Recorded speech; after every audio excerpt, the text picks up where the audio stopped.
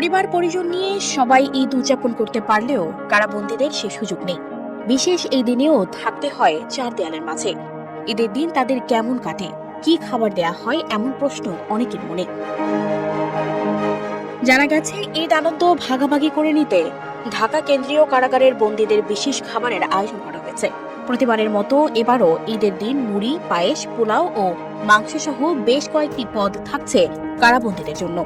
বৃহস্পতিবার ঢাকা কেন্দ্রীয় কারাগারের senior jail super Subhash Kumar Ghosh এই তথ্য নিশ্চিত করেছেন। তিনি জানান, ৮,৫০০ বন্দির হিসেব করে এবার ঈদে বিশেষ খাবারের আয়োজন করা হয়েছে।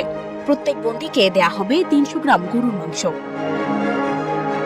তিনি জানান, ঈদের দিনের শুরুতে বন্দীরা খেয়েছেন মুড়ি ও পায়েস।